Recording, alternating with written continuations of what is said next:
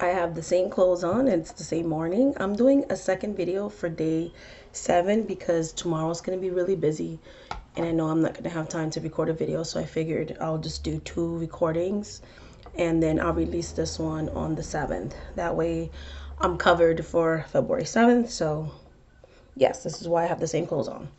But I'm going to talk today for day 7 of Melanated Excellence, February 2020, day 7.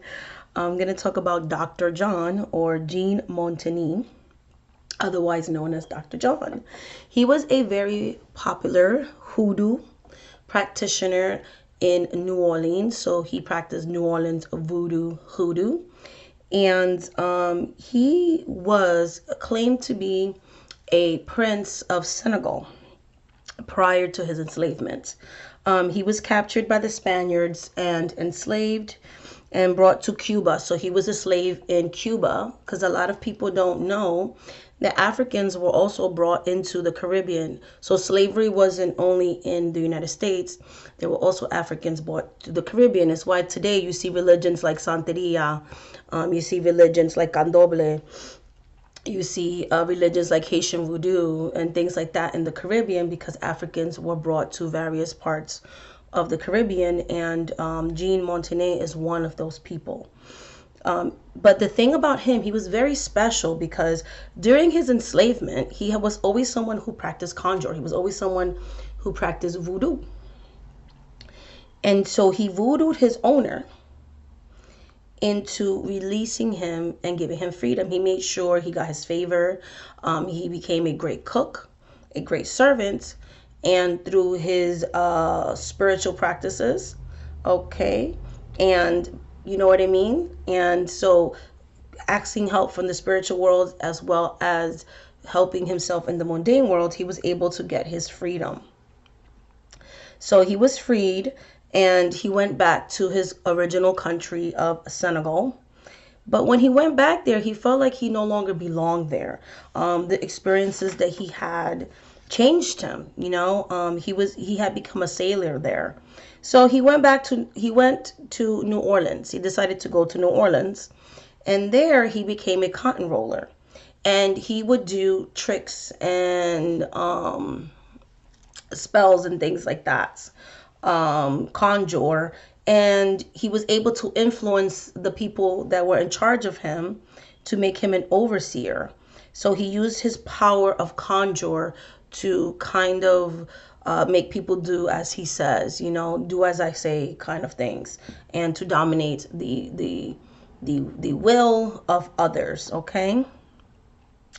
People started, like the slaves, the freed people of color and white people started to talk about how this guy was elevating in the ranks and how he was always able to seek and get the favor of others.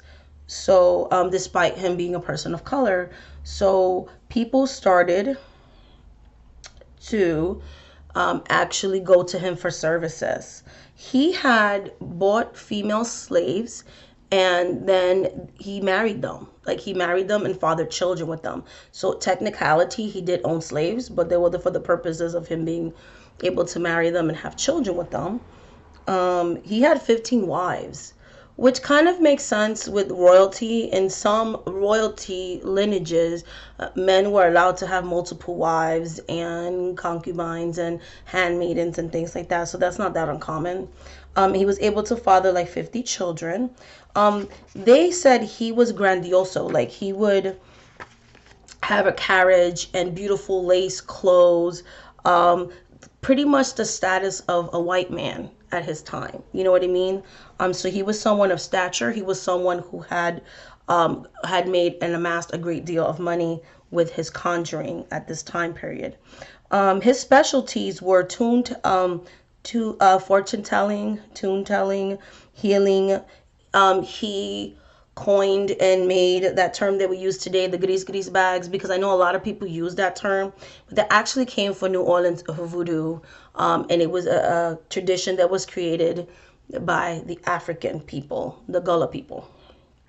Okay, so we always have to pay credit to where things come from, and the gris bag is actually a practiced from the Gullah people of Africa, in places like, Senegal and things like that.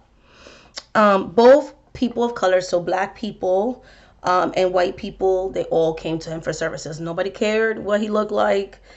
He was the man you went to get things done. He specialized in love potions. He placed curses on people. He lifted curses on people. He stopped poker dice phenomenon and house hunting and possessions and things like that. He made so much money that it was said that he buried in his property $150,000. He didn't trust banks, so he was someone who invested in things and things of that nature. But despite his all the money that he made and things like that, he was someone who gave to the poor, just like Mary Laveau did, just like Max Bouville did. He did that as well, because like I said, in hoodoo and voodoo, that is a very common practice. You do give some of what you make to the poor.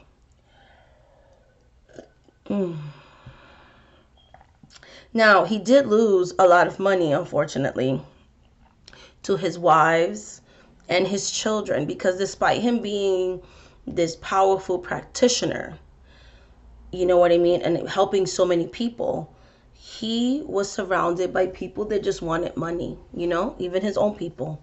And so every time somebody would leave him, they would take part of his fortune with them and leave. And some of his investment went sour because he couldn't read or write. So, people were deceiving him. People were taking from him.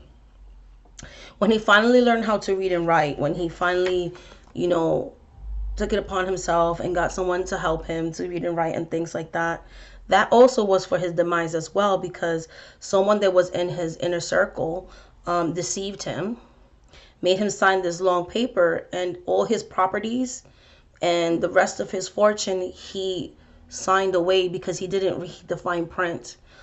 This person was a con artist, okay, and ended up taking a large portion of his fortune, to the point where at the age of 80 he had to move in with one of his wives and his mixed race children.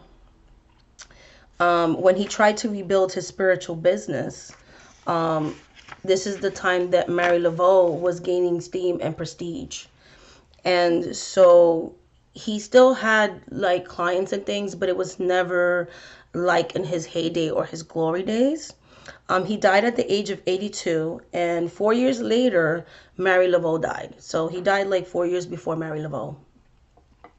But yeah, he literally was such a powerful worker, and like I said, he was able to get himself out of slavery and everything, because when you serve the spirit serve you.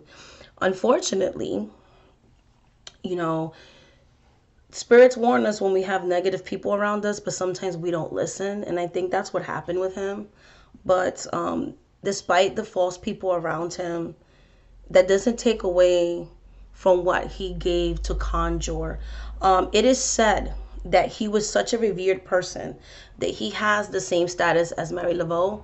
In New Orleans, Dr. John, or Jean Montenee, has actually ascended to the status of a Loa. So his followers actually made him a Loa. So he's actually considered a Loa in New Orleans, in Louisiana, so where he chose to live out his life. So some people say it's rumored that somebody hexed him, like another practitioner hexed him, which is not uncommon. When you are someone who chooses to live this life, you have to know that there's going to be those that want you to fail, because some people just become competitive and they want to be the ones that rule over everything. So my mother always says, trust no one when it comes to that. Always have your protections up and be careful of who you surround yourself with. Always listen to your spirits when they tell you, hey, this person wants to take from you. Believe me, there's people that have tried to do that with me, but I always have my spirits watching. And I always keep my eyes open. So, but anyway, so this is day 7, and this is Dr. Jean Montenee. So Dr. John, and so yeah. So as you can see that Yeah, New Orleans voodoo is powerful. Like I said, this person is now a Loa. So much light, much love, much blessings. If you want to work with me on a one-on-one basis, shamanic.priestess.com. You can get a psychic reading. I connect to your past, present, and future. I also specialize in spiritual court readings, which will let you know what spirits are you have in your spirit court, what spirits want to work with you. I'm someone that can teach you how to work with such spirits. I also do ancestral healing sessions where we'll go over the things that the ancestors want you to heal. And that's a workshop that I'm going to be having in May. I'm doing the first bout. Just started doing that last week. And I'm going to do another one in May. And it's a short workshop and it's a very affordable. And what else? Oh, and if you want any type of spiritual services, spell work, shamanic healing, and things like that, contact me in the contact form of my website. And I only do spell work after a consultation. And there in the consultation, I will let you know pricing and all that kind of stuff. So yeah, so shamanic@workpriestess.com. Please only email me, business inquiries only. And thank you so much for watching this video, guys. Until the next video, much love, much light, much blessings. Bye.